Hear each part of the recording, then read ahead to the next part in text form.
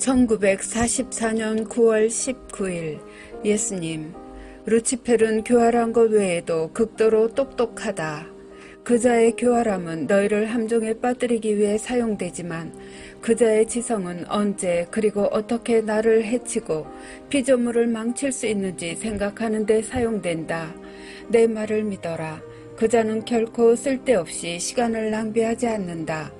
사탄은 지상 어디에나 다 존재하고 있지만 지상에 사는 많은 사람들 가까이에서 할 일이 너무나 많으며 선한 이들이 가진 사소한 관심이나 빈약한 의지를 가지고도 성취할 수 있는 것은 무엇이든지 한다. 그러므로 나는 루치펠이 가진 참으로 큰 힘, 그것은 피조물들에 대해 거의 전능하다고 말하는 것이다.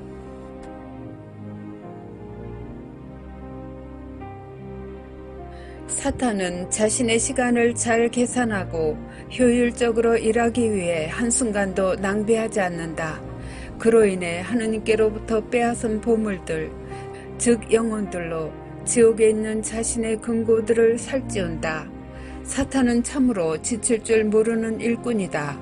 높은 곳에 계시는 지칠 줄 모르고 일하시는 분은 너희 각자에게 좋은 일을 하신다. 반면 이 지칠 줄 모르는 자는 너희를 위해 악을 행한다. 그리고 진실로 내가 너에게 말하지만 사탄은 하느님보다 더 많은 행운을 가지고 있다. 왜냐하면 사탄이 정복하여 차지한 것은 내가 정복하여 차지한 것보다 더 많기 때문이다. 오, 사탄이 악을 위해 자신의 아이디어를 추진하는 것에 있어서는 전적으로 헌신하는 고행자와도 같다.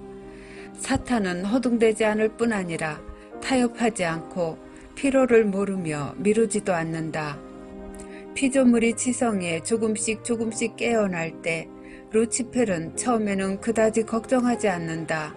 루치펠은 살피거나 감시하는 것을 자제하면서 그 영혼을 미래의 지옥의 염소떼로서의 가능성이 있는 염소로 본다. 보통 피조물은 6살이 지난 후에 무엇을 어떻게 해야 하는지, 어떻게 생각해야 하는지 깨닫게 되는데, 즉 조금씩 지성이 깨어날 때 루치펠은 관심을 높이고 자신의 가르침을 시작한다. 천사 같은 성직자는 빛의 말씀으로 영들을 가르치고 인도한다. 사탄의 성직자는 어둠의 말로 영들을 가르치고 자극한다.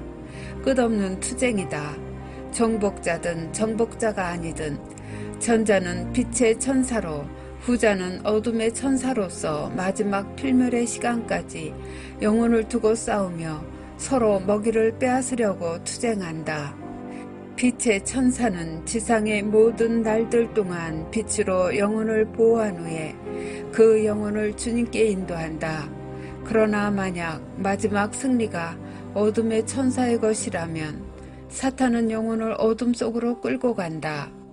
두 영이 싸우는 그 가운데에는 가장 중요한 인물, 사람이 세 번째로 있다.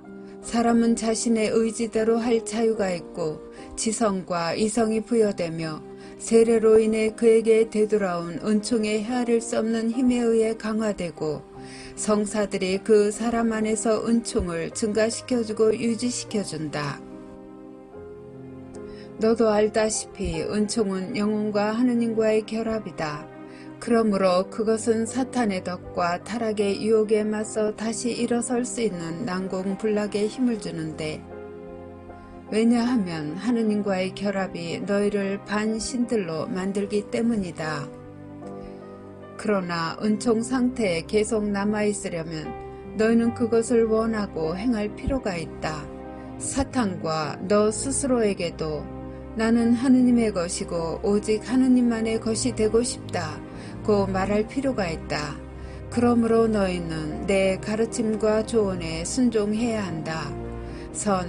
항상 더 큰 선을 따르고 추구하고 차지하려는 지속적인 노력을 해야 하는 것이다. 그래서 절대적인 성실성과 끊임없는 경계가 필요하다. 그러므로 영웅적 행위는 세 가지 강한 욕망의 유혹들, 즉 유격, 돈, 권력과 여러 얼굴들을 가지고 있는 외적인 자아를 정복하는 것에 있다. 소수의 사람들, 매우 적은 수의 사람들, 너무나도 적은 수의 사람들이 이러한 것에 대해 어떻게 해야 하는지 알고 있다. 다른 이들은 너무 쉽게 잡혀버리고 잡혔을 때 도망치기 위해 자력으로는 저항할 수 없으며 그래서 사탄은 그들에 대해 거의 염려하지 않는다. 사탄은 고양이가 쥐를 가지고 놀듯 그렇게 한다. 사탄은 그들을 잡아서 목을 조르고 기절시킨 다음 잠깐 홀로 내버려 두었다가 그들이 소심하게 도망갈 기미가 보이면 한 번 더 발톱을 세워 다시 잡아 핥혀서 제압한다. 그 이상은 없다. 사탄은 그들이 그자의 것이라는 것을 알고 있으며 그런 이들에게는 많은 시간을 낭비하지 않으며 지성도 많이 사용하지 않는다. 그러나 만약 그 영혼이 내 것이라면, 내 것이라면 그것은 얘기가 달라진다. 그 영혼들은 그자의 격렬한 굶주림을 가장 만족시켜주는 먹잇감이기 때문이다. 그들은 흔들리지 않는 존재들이다. 그러나 전문 사냥꾼인 사탄은 어려운 게임을 공략하는 것은 큰 가치가 있음을 알고 있다. 왜냐하면 그들은 하느님의 기쁨이기 때문이다. 사탄은 하느님께 슬픔과 불쾌감과 실망을 줄 수 있는 큰 축제를 개최하여 무수한 사람들을 죄에 빠뜨린다. 그자는 증오에 살고 있다.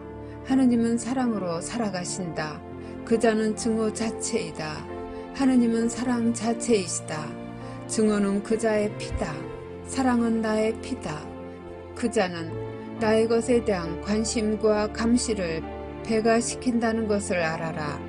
아이들은 허물어진 요새에 들어가 노는 것을 좋아한다. 그러나 잔인한 지옥의 왕은 그것을 원하지 않는다. 그자는 하느님의 요새를 원하고 가장 거룩한 이름, 하느님이라는 이름을 원한다. 사탄은 너희를 포획하여 너희를 내게서 빼앗고 영과 육체와 이성이라는 삼위일체적 존재인 너희 안에서 하느님이라는 이름을 말살하고 내 정원에 꽃들인 너희 모두를 지옥을 위한 더러운 것으로 만들고 그리하여 거룩한 옥자를 향해 신성모독적인 웃음을 던지며 인간과 하느님에 대한 승리로 웃는다. 이것이 사탄의 기쁨이다.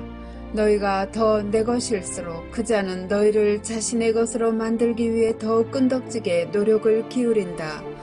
그러나 너희에게는 끊임없는 경계심과 의지가 있기 때문에 교활한 그자는 다른 사람들에게 사용하는 일반적인 방법으로 너희를 쫓아다니거나 추적하지 않는다.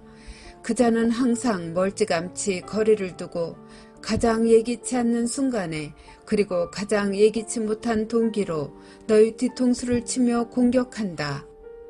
그자는 너희의 고통을 이용하고 너희가 필요로 하는 것을 이용하고 너희가 포기하는 것을 이용하고 너희의 실망을 이용하는데 피우마처럼 뛰어오르며 너희를 당황케 하고 슬픔과 순간적인 약점을 이용해 너희를 정복함으로써 모든 것을 자신의 것으로 만들기를 희망한다. 수단이 뭐냐고? 무한하다. 방법이 뭐냐고? 오직 하나이다. 그것은 호의적이고 달콤한 거짓말이다.